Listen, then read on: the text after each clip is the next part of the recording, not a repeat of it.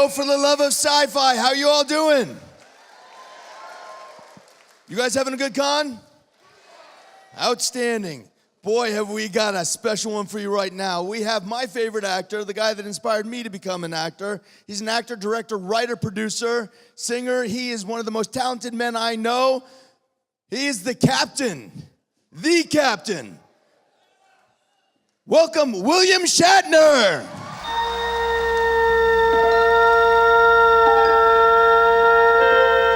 Space, the final frontier.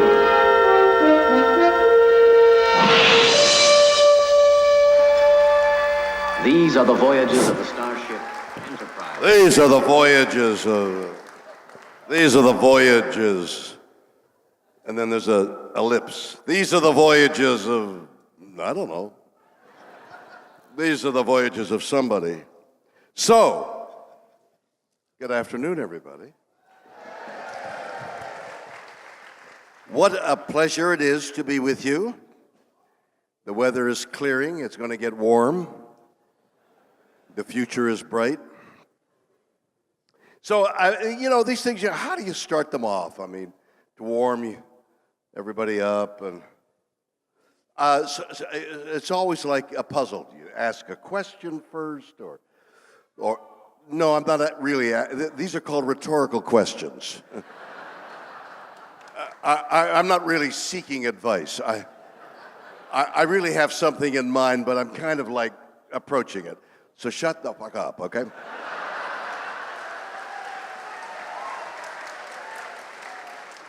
I don't really mean that. I mean, take your turn. So, this is called the love of sci-fi. For the love of sci-fi. I mean, is that why we're here? That's why I'm here. I mean, science fiction. I did a show last year called something. It had several names, and I'm not sure what name it had here in England. But I talked to a lot of astrophysicists, ending up with Peter Hawking. Thank you. Ending up with Peter Hawking, and which I want to tell you about. So the whole idea of the show for me was talking to these people, these scientists, who were very close to writing science fiction. Their ideas were so speculative. I mean, dark holes themselves is like an extraordinary concept, which is Hawking's area of expertise. Black hole, where it sucks all the energy into this black hole and it disappears. And for a long time, Stephen Hawking said, nothing comes out of the black hole. It's like a whirlpool, and nothing comes out. And then some years later, he said, oh no, wait a minute, made a mistake. Things do come out of the black hole. How the hell does he know? How does a scientist looking at things I got into an argument with Neil deGrasse Tyson. Not really an argument, because it was his place in New York, that the observatory, or the place that he works. It wasn't a real argument. On the other hand, it was. Because I kept saying, how can you make any observation when 95% of what you're looking at, you don't even know what you're looking at? Black matter, black energy, dark matter, dark energy, they don't know what it is. The universe is expanding, it should be contracting, they don't know why, so they've attached an energy to it saying, well, it's dark energy is expanding the universe. We don't know. It's all science fiction. It's all an attempt to explain the inexplicable.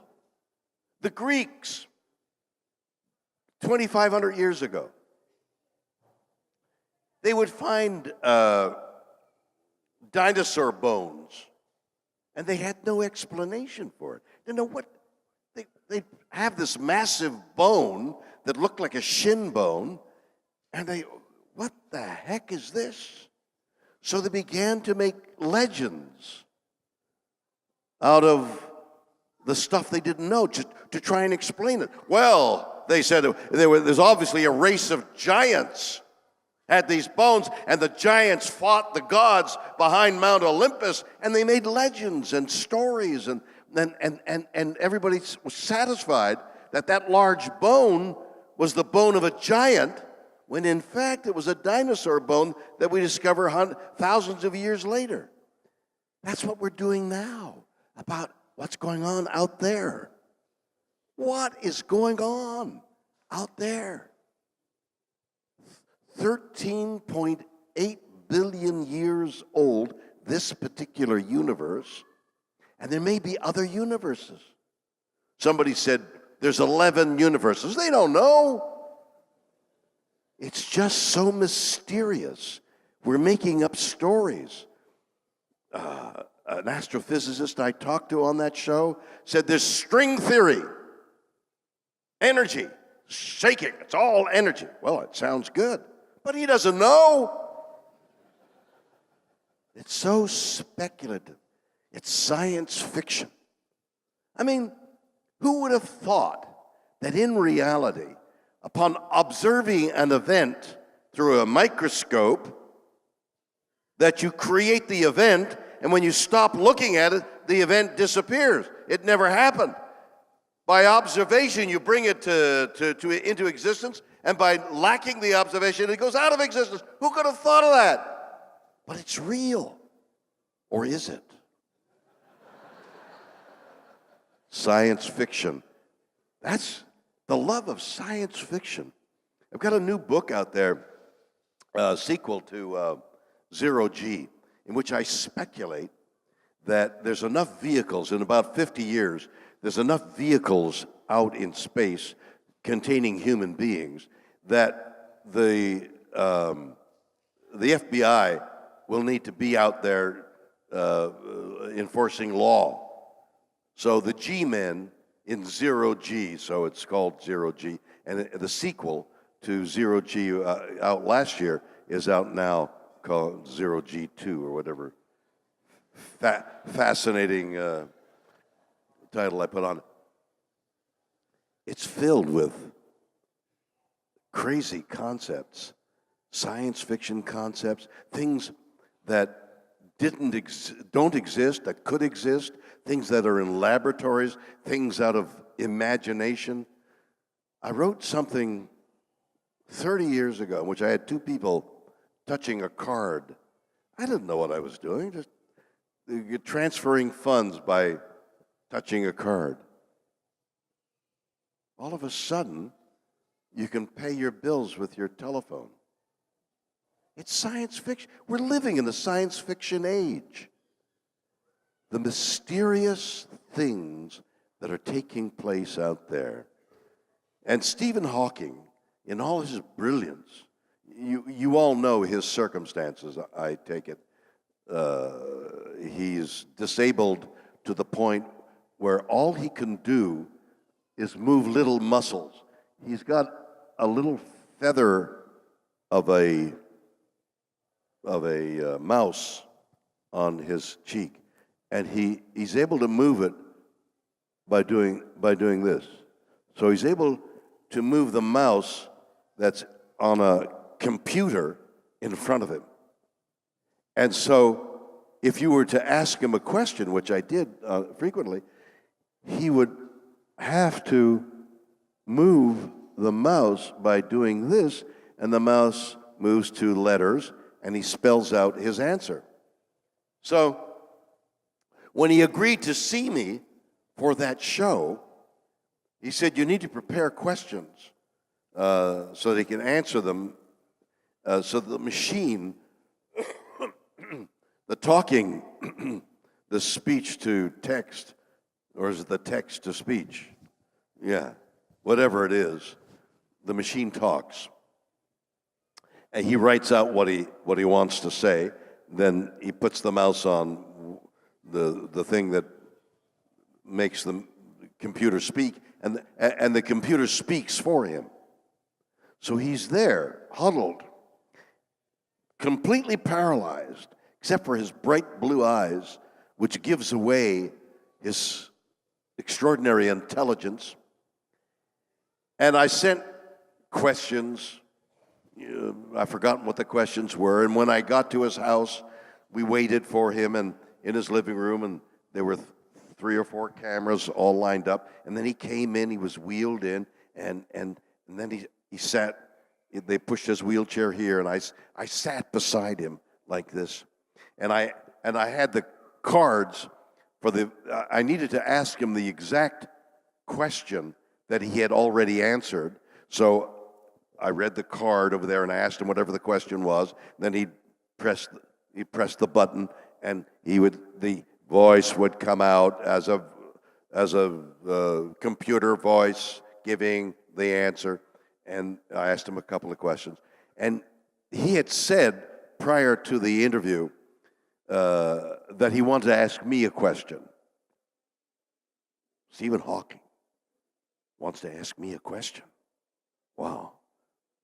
I know a little bit about black holes. Maybe he's going to ask me about whether the information stays in the black hole or comes out, or the event.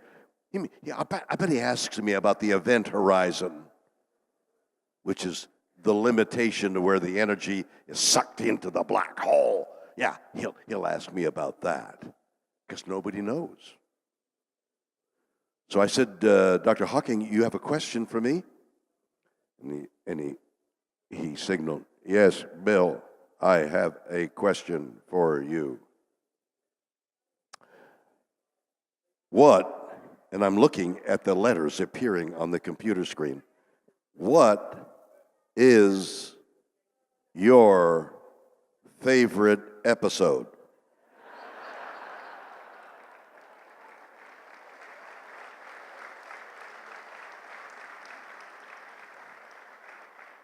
Then he asked me to dinner. I said, yes, of course. And I thought, oh my gosh, how do you have dinner with Dr. Stephen Hawking? It was, I mean, he ate and I ate. And I do, I opened on Broadway a while ago with a one-man show and have toured it from time to time. In fact, I did 10 cities a couple of weeks ago in the United States. And so I have like 2 hours of stories and things. I did about half the show at dinner. I talked to him as his people fed him. It was an extraordinary experience to be with one of the great minds of our age, and yet at the same time I realized how speculative all of it is, because, as I said to Tyson, 95% of what we're looking at, we don't know what it is. So how can you make an observation? Every time you turn around, science has changed things. And I fully expect the basis of everything is the speed of light. It's a constant. I'll bet you, within our lifetime, maybe not mine, but yours, they'll find that speed of light varies and all the calculations are erroneous. It keeps changing. Our little minds, our little tiny imaginative minds working on trying to find out information about the universe is constantly astounded by the complexity, the mysterious quality of the universe, and yet its simplicity. It'll take time, and we're being led by these wonderful scientists, but we're also being led by these wonderful science fiction writers who speculate the way the Greeks did about explaining what little green men are doing on Mars or whatever it is. Anyway, that's by way of saying hello, that I'm here for the science fiction. So, let's ask some questions, and I'll do my best to answer. Right down front is as good as we can do for the moment, and we'll work our way backwards. All right. Yeah. What's your name? My name's Chris. Hi, Chris. Hello, Mr. Shatner.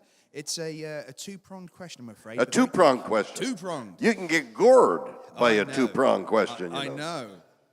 Firstly, your comic timing, when you've done comedic roles, Yes. is outstanding. You were in a film called Loaded Weapon 1. Uh-huh. It's just, wow. It was loaded, wasn't it? It was loaded. It was fantastic. How do you get those perfect comedy beats? Oh, practice, practice, practice. And location, location, location. And very finally, you did an album called Has Been. And you did, yeah, give it a round of applause. It's great, isn't it? Yeah. And You're conducting the audience? sorry. That wasn't, ask them for more applause. That was desultory applause. 5 people applauded. There we go. Yeah. Thank you. So, in Has Been, you did a song with Henry Rollins, which is absolutely incredible. It's so brilliant. Right. I asked Henry Rollins how he felt about that song. Did you? Yeah, and he said it was one of his favorite songs he ever got to do. Does anybody know who Henry Rollins is? Do you? Yeah. Well, he's become a buddy of mine. And we did with Ben Folds. Does anybody know Ben Folds? So I did an album with Ben Folds. I'm very proud of that particular album. I wrote a lot of the material. 2 songs on it.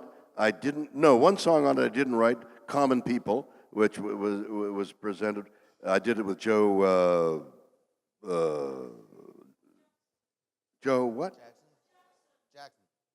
Jackson, she said. Joe Jackson, exactly. Thank you. I did it with Joe Jackson. Not that Joe Jackson, but that Joe Jackson. Blonde Joe Jackson. And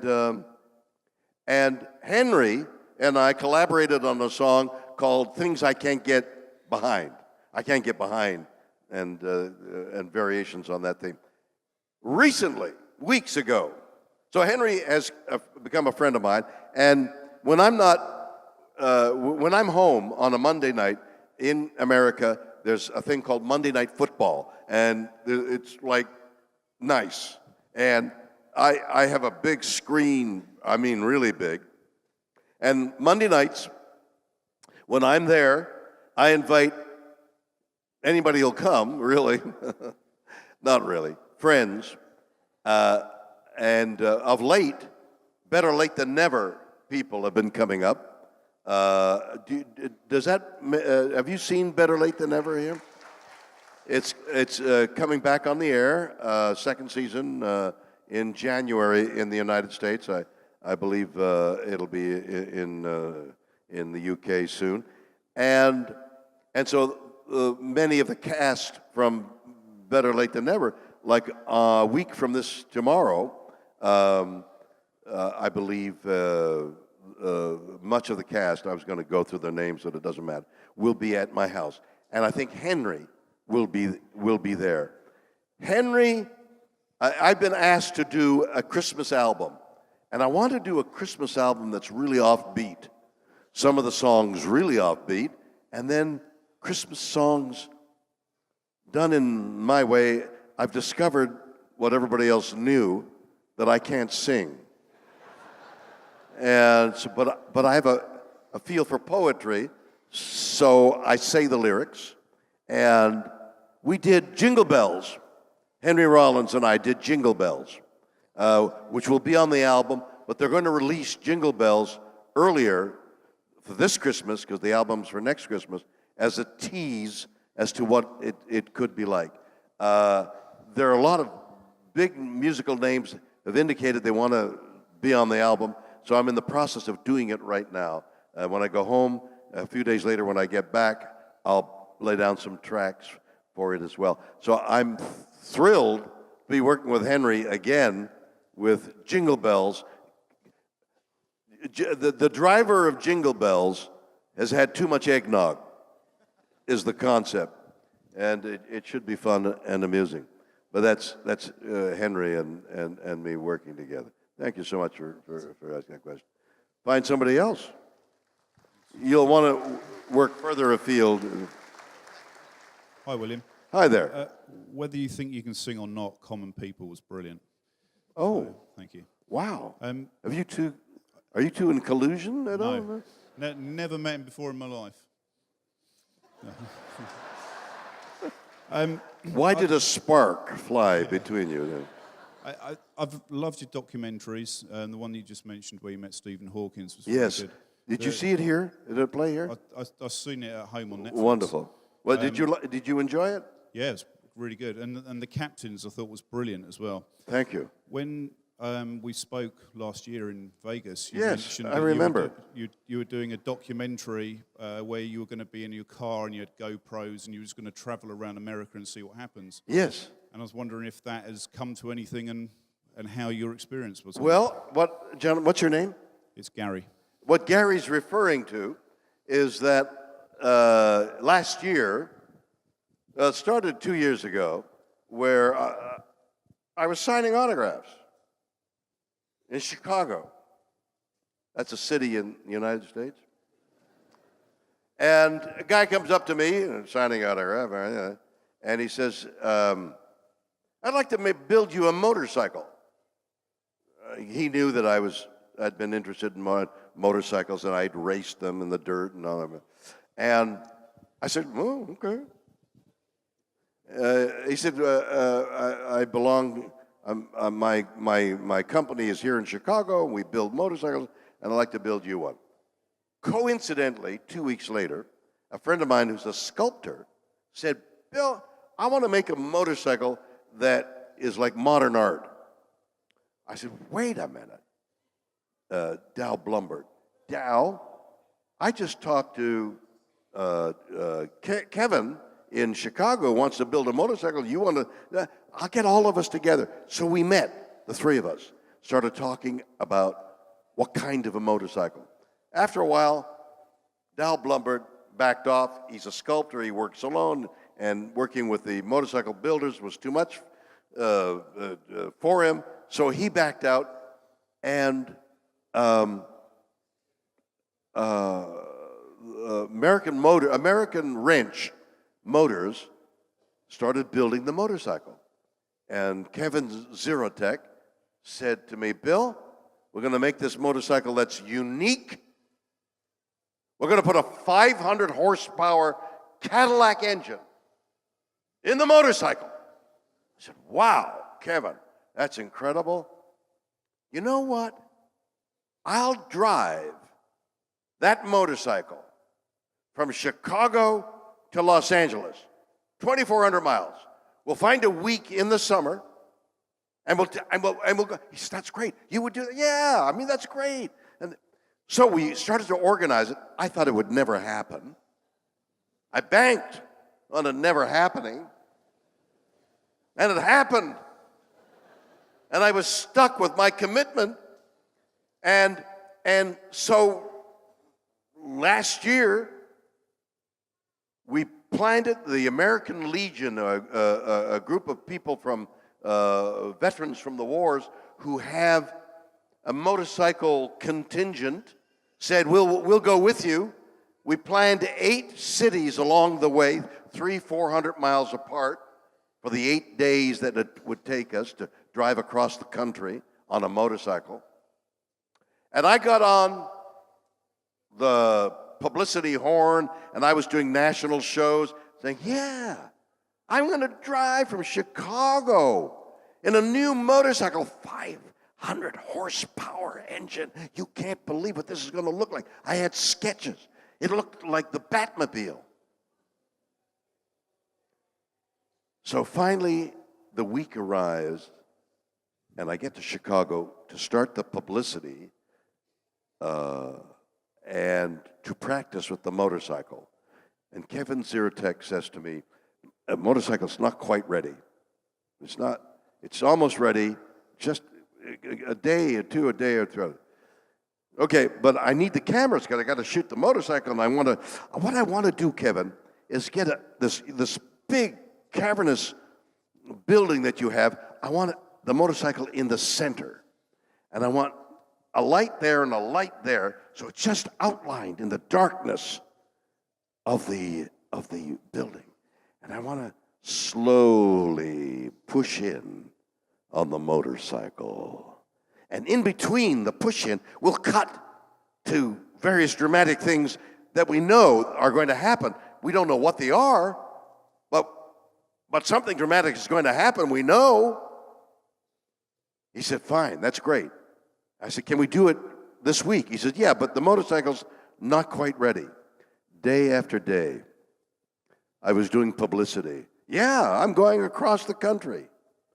And finally, Monday, I haven't seen the bike. We've called for the press at 9 o'clock Monday morning. Monday at 5 in the morning, I'm up because I'd been promised the bike would be there then and I'd get that shot. Monday at 11 o'clock, the bike arrives. The press has been waiting 2 hours. And here is the motorcycle. I haven't seen it. I get in the seat. I press a button, says motor. It's 500 horsepower engine, lights up.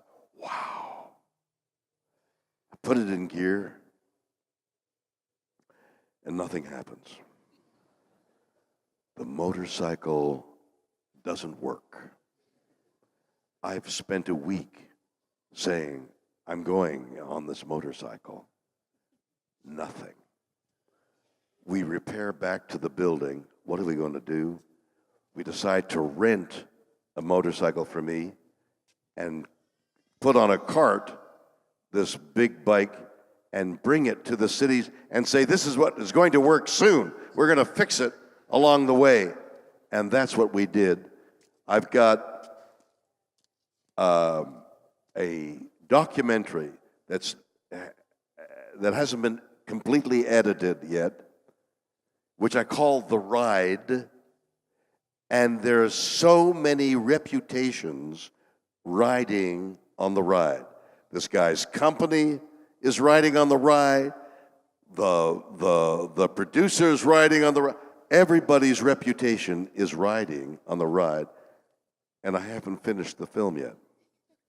And that's where The Ride is. It's like an unfinished masterpiece. Well, it's unfinished anyway. Can't wait to see it. Here we go. Stand up. Yes, stand up. What's your name? Look at you. Hi. You got a captain's uniform on. Woo! Woo! You. Yeah. My name's Amber. I just. Well, your name is what? Sorry, Amber. Amber. Yeah. Amber. Hi. Amber, thank you. I'm a great fan of Captain Kirk. Obviously, that's why I'm here. Yes. But of your music as well. I just wanted to ask what the favorite song is that you've been able to cover. Oh, my favorite song? Common People's great, but what else? Common People. Well, I've done 3 or 4 albums, and I wrote a lot of the lyrics, and I got better at it, writing lyrics. So there are some songs there that are. There's a song called Familiar Love, in which I write about that romantic love is wonderful, but familiar love can be even more passionate. It's an interesting hook. There's a song that's amusing about how I love you so much, I just want you to be yourself. Well, you could lose your bad humor, but everything else, I would want. Well, you know, the cursing, maybe you could lose the cursing, but everything else, I want you to be yourself. And so it goes on like that. But you know, maybe Common People may be my favorite thing that I've done. Thank you.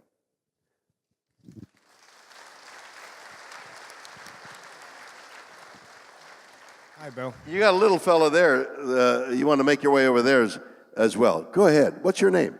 My name's James. I was actually named after you, so I've got my parents to thank. Wait a minute. Your name is Jim, and you were named after the Captain Kirk? The legendary Captain Kirk, yes. Really? No other Jim? I get Do you Jim. spell it G-Y-M? I mean, how do you spell it? No, I wish. I'm here today. My father's no longer with us, unfortunately. And I'm here today, and I met you today as part of his bucket list. So I just wanted to say thank you very much for that. You're very welcome. Got to keep it together.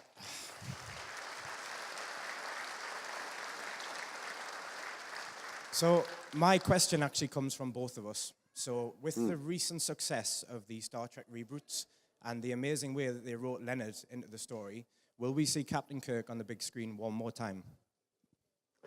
Well, my sympathies for your loss. I understand only too well what grief can be. The question, it's harder for me to imagine than for you to imagine that 50 years has gone by since I played that character originally in the series. 51 years. Then I made some movies, and then that was then Star Trek went on. So now we have Captain Kirk looking like this.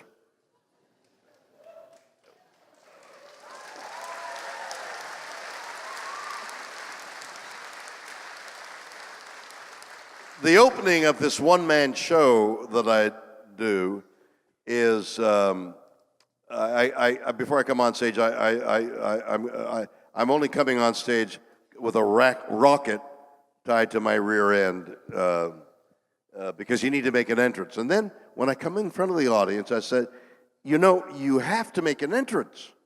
Because sometimes you put on a few years, a few pounds, nobody recognizes you. I handed my credit card to the ticket agent to buy my ticket to come to your town, and the guy looked at it, and then he looked at me, and he said, "Is that you?" And I nodded my head, and he said, "My God, how time flies." Actual truth, that happened. So, what do you say to the audience when they gaze upon Captain Kirk 50 years later? How do you explain that?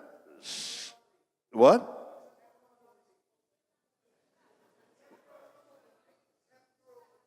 Oh.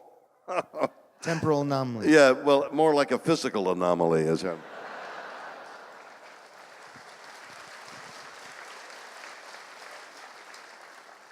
So here's the other part of the answer to your question. So recently, a company, Ziva, Z-I, do we say Z or Z? Z, I'm Canadian, so I learned Z and then tried to obliterate it while living in the United States, and now I'm back saying Z. Z-I-V-A, Ziva, is a company, a virtual reality company. Now, virtual reality is about to enter all our consciousness. There is going to be a revolution very soon, the next year, 2, 3 years, of virtual reality.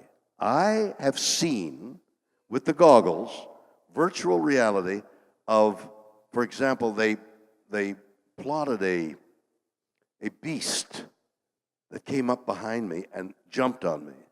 And I screamed. It was so real that it was right out of a nightmare. The virtual, I've been to Mars.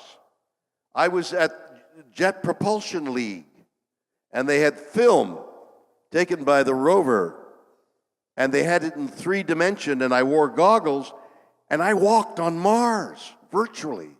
I saw the mountains. I saw the tracks of the rover vehicle. I was on Mars, absolutely on Mars. Virtual reality is just over our shoulder.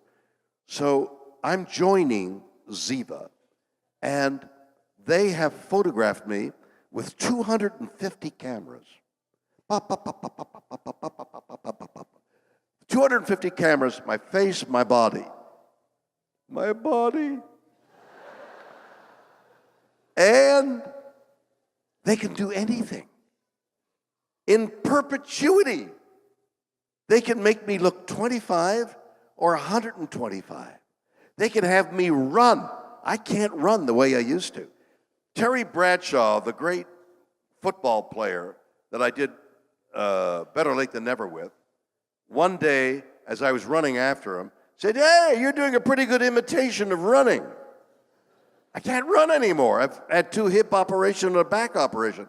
It hasn't stopped me from riding horses in competition, but it stops me from running the 100-yard dash. But in virtual reality, I can run, and I will live for as long as these electronic images exist.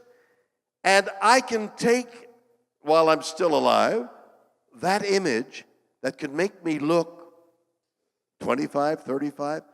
I can be the Captain Kirk that is in these 50-year-old films once again by virtue of the virtual reality, the magic of virtual reality. I have suggested to Ziva that people might want to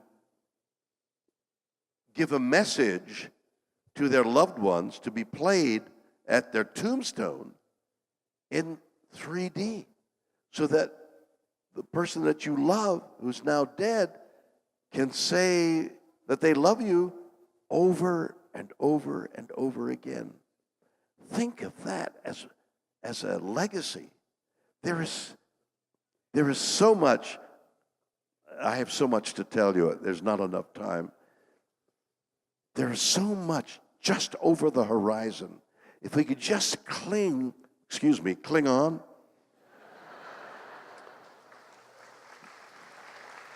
If we can just avoid the destruction of our world by climate change, if we just get our head out of the sand, we've buried it there, like it's okay, it'll rise 3 inches and only half of England will be covered in water. No, my friends, it's far more dire than that. We are on the precipice, and we need to work valiantly, all of us together, to stop global warming. And there are ways of doing it, but it's dire. I'm telling you, believe me. If we can get past this moment in history, what the technology that is around the corner is incredible. Pollutant-free energy is just there. It's almost there. We're going to have to work very hard, but the future, I'm going to give a speech to a commencement class in America, and I want to talk to them about hope, because there's hope. There's hope. Everything is just on the horizon. If we can just get past this incredibly critical problem of staying alive. That's all. It's there.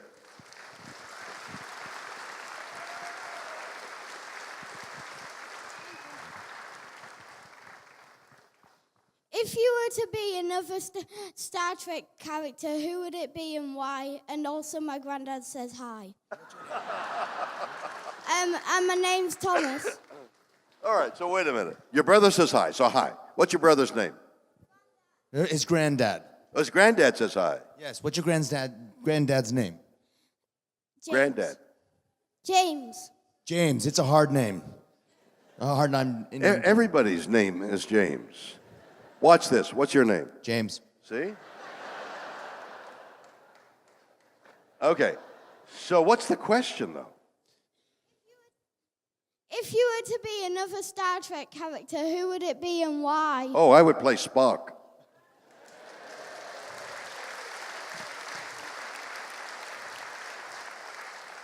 He's got fewer lines and more publicity.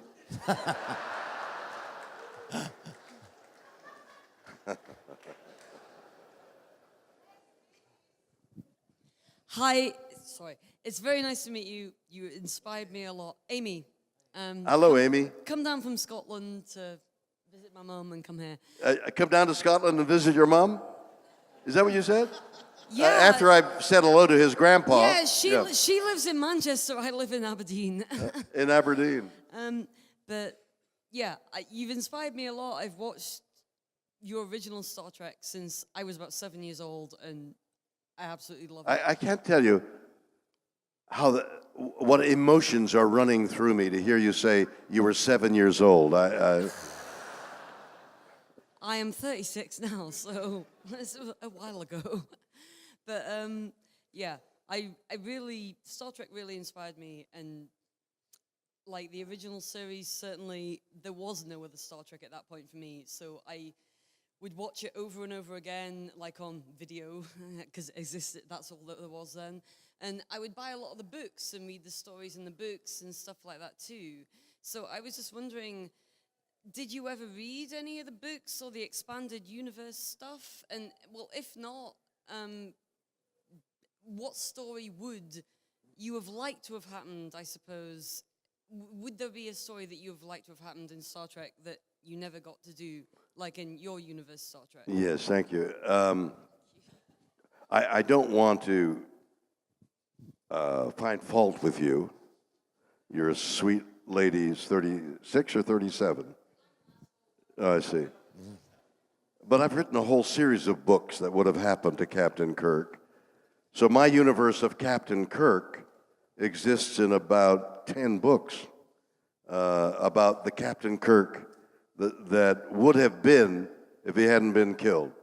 So, in fact, the moment that the scene in which I played that Captain Kirk dies, I got up, brushed the dirt of the desert off, and went over to the producer and said, I've written a book on how Captain Kirk comes back to life.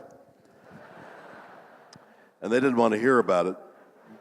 But Paramount allowed me to write more books about Captain Kirk. And my life, for some reason, has many adventures, death, destruction, childbirth, child death, whatever. And I gave that almost autobiographical spine to each story, that my life became Captain Kirk's life in the books. So Captain Kirk gets married, he loses his wife, he has a child, and it goes on. And he gets old, and he loses, as older men do, the strength and vigor he had when he was young, but gains in, I hesitate to say wisdom because I feel I know nothing. So he gains in the knowledge that you can't learn anything, you don't know anything. But it's an adventure nevertheless. And so what I would have been if I had been allowed to continue as Captain Kirk is in those books. Okay? Thank you. We have your next question. You're forever our Kirk. I'm just going to say that. You're forever our Kirk. Yeah, forever what? You're forever our Kirk. All of us. We love you as Kirk. You're always our captain. That's easy for you to say. I still look in the mirror, and I'm 50 years older. So I look in the mirror, and I go, oh, my gosh. Wisdom, Kirk. Wisdom. Wisdom. Oh, okay. That's right. Yes. Which Kirk was always the wisest. You know, I got to tell you something. I see silver hair here and there. People a little bit older. I don't know who gets wisdom. That's something I can't find. I'm looking for wisdom. Where do you find, where does it come? When does it come? It's got to come soon. Well, here's some right here. What's your name? Dylan. Dylan? Yeah. Okay, Dylan. What's your question? When you were my age, 11, Yes. were you into science fiction? When you were 11, were you... I got it. That's called English, isn't it? You know, when I was 11, when I was your age, I was working hard. What are you doing? I'm in school. What's your name? Dylan. Dylan. Dylan, Some people, very few, but some people, know what they want to do when they're 11 with the rest of their lives. Now, that's good and bad. It's good because it gives you a direction. I wanted to be an actor. I knew I wanted to be an actor or writer or whatever. I wanted to entertain. I knew it, and I pursued it, and that's all I've ever done. I've never done anything else. So that's good in that it's ambition. On the other hand, Dylan, there's so many things you could do. At 11, there's nothing you can't do. Dylan, you may be the guy that's going to save the world. You may go on to something and discover something that we don't know about when you're 22. That's old, Dylan. And you may discover something because you're young and bright and you have the schools in front of you and you don't know yet at 11 what you're going to do, but maybe at 22 you make this great discovery and you save the world because the world needs saving. We're depending on you, Dylan, and people who are 11 years old to save the world. Stand up, stand up. So whether you know what you want to do like I did, or whether you don't know yet what you want to do, you have your adventure of your life in front of you. It's an adventure, Dylan. It's an adventure. Next, you're going to leave this building and say, I talked to Captain Kirk, and it's an adventure, and you're going to go off and take the next step. Who knows what you're going to be, Dylan? Okay. Thank you. You're welcome, honey. Thank you, Super Dylan. Super Dylan. He's got the Superman shirt on and everything. Oh, this man has a baby. He's got a baby. Ask the baby first. Okay, baby, what's your question for Captain Kirk? All right, here we go. What's your question? Hi, Bill. My name's Gareth. Gareth? Yeah. Hi, Gareth. I've always been a fan. I've never done one of these before, but we thought, what the hey? This is my first one, too. Yeah, I don't believe you. No one's convinced. I've got two questions for you, if I can monopolise this. Outside of the original series, which you're obviously part of, which series do you personally prefer? And secondly... Theory of what? The series. Out of the franchise, all the Star Trek franchises, apart from the one you were involved series, in, yeah.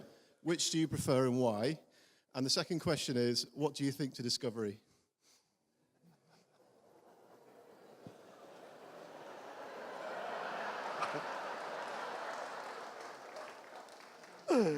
Well, to me, there's no question that Star Trek, the original series, is by far the best series. Absolutely, yeah. And the reason I say that is because I've never seen any of the others. And not only have I not seen any of the others, I've rarely, if ever, seen any of mine. I don't watch that kind of stuff. I don't watch me. Now, the baby said, I understand what the baby said. The baby said they like Star Trek, he likes Star Trek The Next Generation, boy. Because when you go, that's what Patrick Stewart does. So he's channeling Patrick, okay? And I disagree. I think the original series, but Patrick obviously thinks his series is better. The second part of your question is, what do I think of Discovery? It's the same answer. I've never seen it. What do we think of Discovery? Hands up for we liking it. Oh, look at that. Everybody who doesn't like it? Fewer people. Okay, so I would say 70-30 like it. Let me ask somebody hold up their hand who doesn't like it. And ask somebody, I want to ask why they don't like it. You're going to tell me why you don't like Star Trek Discovery. Exactly. In this room. Full of all those people who liked it, yeah. What's your name? My name is Matthew. Where do you live? in a, I don't care. in an undisclosed Well, why do we care where he location. lives? I'm What's your age? Who you married to? I don't care. Fair enough. I didn't like it when they started swearing in it. I always respected Star Trek for their intellectual conversations, and they never resorted to swearing. Yes. Or the low side, so I thought I kind of stopped watching it on that episode. To be Oh, really? So Discovery doesn't have that intellectual, that underlying story? It does, and sometimes it doesn't. So that's just It does and it doesn't? depends on the scene. You're beginning to confuse me. I need an intelligent answer as to why you don't like Discovery. You don't like Discovery. Oh, you're all right? You don't like Discovery. All right, here we go. Could I ask a quick question first? That's trickery, isn't it? That's okay. Ask a question. And what's your name? Hi, I'm Christina. I am Christina. I gave you a gingerbread like yesterday. It was Did you like delicious. it? Did you like good? So Everybody got stoned on it. What did you put in it? all organic. It was great. Honestly, did I you like spread it around a little bit, but it was delicious. Thank you so much. Custard. Is that your question? How good was it? Yes, that was You're my excellent. You're an excellent chef. It was really question. great. Thank you very much. Appreciate it. All my own work. Anyway, Discovery, there isn't any story to it. There's no real depth to it. Same with the language as well. I used to respect Star Trek for keeping to that sort of cleanliness, I suppose, is the nearest word I can get to it. And Discovery just doesn't do it for me. Like a man. I mean, like you meet a man, and some do it for you, and some doesn't do it for you. Just a matter of taste, isn't it? Do you agree? Or are you still thinking about your cake? I understand. That's interesting. I've never seen Discovery. I've heard people talk about it, and mostly good. Where are you going? Aren't you going to ask a question? Me? Yeah. What? Do you want me to ask you a question? No, I want somebody. Oh, you want more questions? You want another question asked? I'm sorry to bother you. No. I was coming up to the front to get more questions up here. Hello, my name's Susan. How are you, dear? I'm fine, thank you. The simple answer to the other one is it hasn't got Wiliam Shatner in it. Is what? I missed that. What? It doesn't have Wiliam Shatner in it, so it's no good. Discovery. Uh-huh. That's her answer. Oh, it doesn't have me in it, so it's no good. I'm finished. I've questioned. I haven't got a clever question. I just wanted a hug. You just wanted a what? A hug. A hug? A hug. Wait, we've been hugging all afternoon. Yeah, but you can't have too many. Is that your husband beside you? He's going to kill me. You can't. I'm going to walk out of here with a dagger in my My back. husband says it's all right. All right, come on up here. But first of all, ask me a question. I will get up. No, stay. He wants a question first. A question. Do you ever get to see any of England while you're here or not? Do you ever get to see any of England? Do you ever get to see any of England while you're here or not? While I'm here. No. No. I see the inside of a hotel room, and then I make my way here, and I work a little bit, and then come on up here, sweetie. Just I tell you what, step up there. That's it. Stay right there. Stay right there. Oh, it's nice to see you. Thank you. Help her.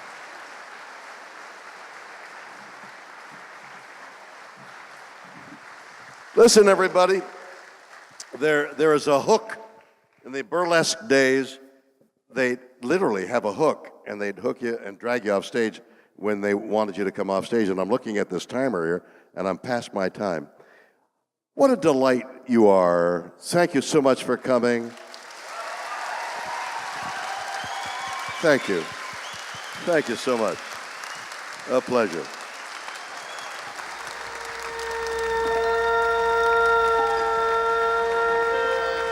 Space, the final frontier. Thank you, Wiliam Shatner. Captain Kirk. He's going to sign at his booth, so make sure you go and see him for the next half hour, hour and a half. I don't know, but you better go see him real quick. He's going to be leaving, and you want to get it now, all right?